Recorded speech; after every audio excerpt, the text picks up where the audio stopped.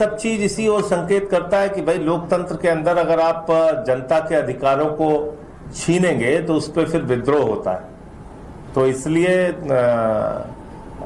नेपाल से हमारे देश के आकाओं को भी सबक लेना चाहिए। So what is happening in Nepal? What was happening? Nepal, there is a huge corruption, which is there in India also. And that corruption is brought to the notice of the common man through the social media. बेचैनी जब गले तक पहुंचती है तो जुबान तर्क से भटक जाती है। कहीं ऐसा तो नहीं कि यही कांग्रेस और उसके साथी विपक्षी पार्टियों के साथ हो रहा है।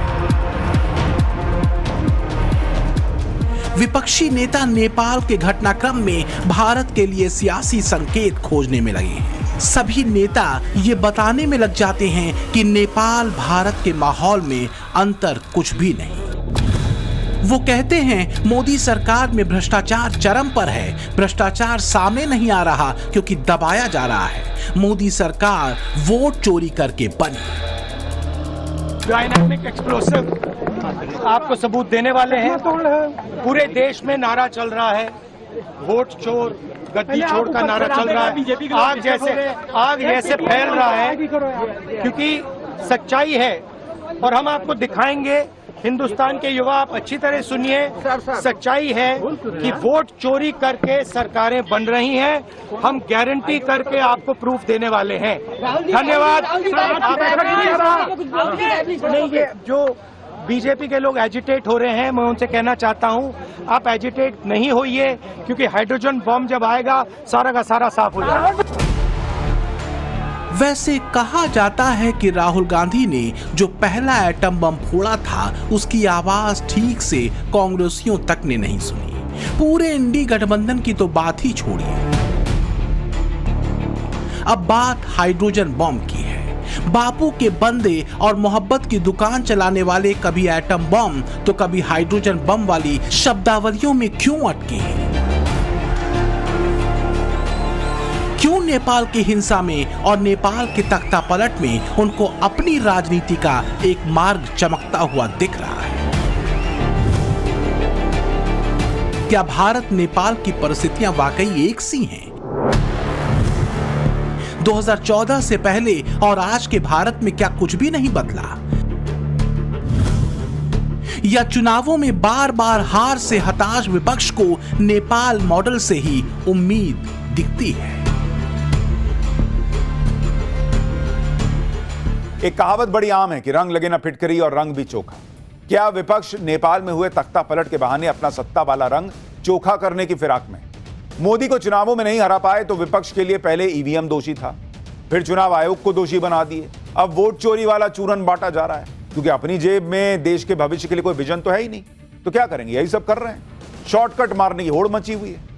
आप खुद याद कीजिए ना, नेता प्रतिपक्ष से लेकर प्रदेशों की सत्ता संभालने वाले चेहरों में कोई विजन देश के युवाओं के सामने इन लोगों ने रखा है क्या? ले देकर एक डफली बार बार बजाई जा रही है जाति वाली।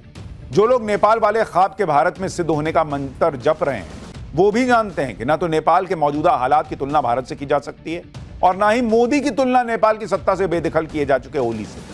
2024 में नेपाल में बेरोजगारी दर करीब 11%, भारत की तुलना में दोगुनी। नेपाल की इकोनॉमिक ग्रोथ 5% नहीं पहुंच पा रही, करप्शन का तो पूछिए मत। इन सब परिस्थितियों में वहां की जेनजी उबल रही थी। दूसरी तरफ मोदी का भारत है जिसकी ग्रोथ रेट की मिसाल दुनिया दे रही है। दुनिया की सुपर पावर चाहती है कि एक बार मोदी के नए भारत का साथ उसे मिल जाए। दुनिया भर में दौड़ती भारत की इन तस्वीरों को, समृद्धि और विकास के आंकड़ों को देश का युवा नहीं देख रहा है।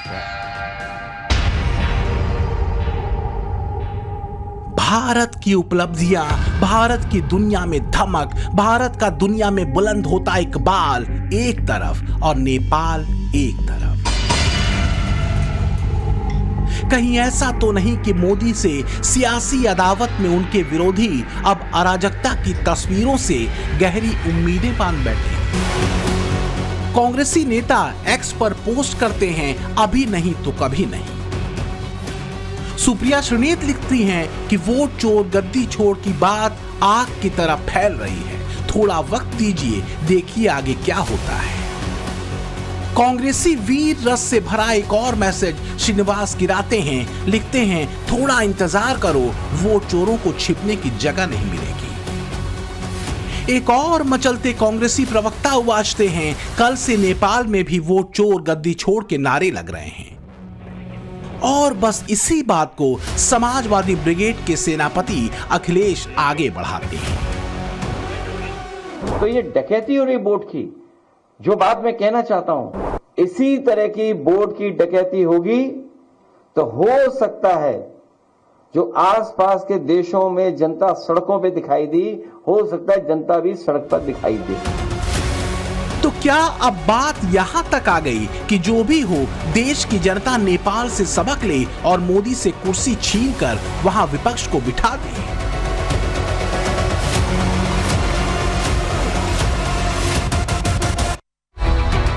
11 साल हो गए विपक्ष को मोदी की हार का सपना देखते हुए।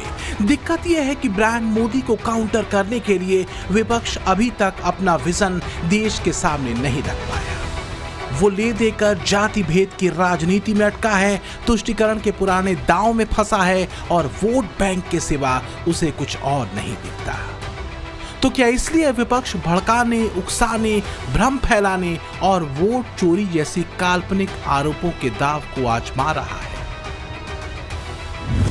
Rather than being a constructive voice, they are more of destructive voice. आप ग्लोबली ऑपोजिशंस को देखिए, they always are a constructive voice, but यहाँ पर एक स्पेशल फीचर है कि नहीं, हम देश को आगे नहीं बढ़ने देंगे, उसमें हम लोगों को कंफ्यूज कर देते हैं, बिकॉज हम जीत तो सकते हैं।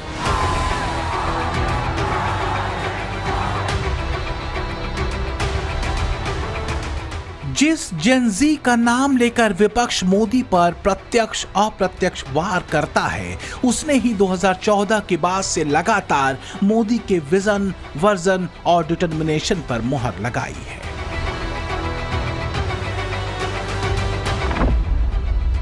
– 2024 के लोकसभा चुनाव में सिर्फ 25 से 35 साल के 40% से ज्यादा युवा वोटरों ने पीएम मोदी के चेहरे पर भरोसा किया और उन्हें वोट दिया। तो वहीं CSTS लोकनीति के सर्वे के मुताबिक 2024 लोकसभा चुनावों में अंडर 25 उम्र के युवाओं में बीजेपी को करीब 39% वोट मिले। विपक्ष की दिक्कत यही है कि देश की युवा आबादी के भविष्य को लेकर उसके पास कोई रोड मैप नहीं दिखता। युवा जो है आज आपको शांत दिख रहा है, वो बेरोजगार है, उसकी बहुत समस्या है। ये मोदी प्रधानमंत्री जी हमारे 80 करोड़ लोगों को मुफ्त में राशन देता है, उसका मतलब क्या है? ये लोग गरीब आज भी है, 10 किलो राशन पर जी रहे हैं। नेपाल की हालत भी ऐसे ही है, ऐसी थी, और आप लोग भारत में भी यहाँ से पूरा पैसा विदेश में जा रहा है। विपक्ष उन आंकड़ों पर आंखें मूंद लेता है जो वर्ल्ड बैंक के हैं। वर्ल्ड बैंक की India poverty and equity brief की रिपोर्ट क्या बताती है, उसे देखिए।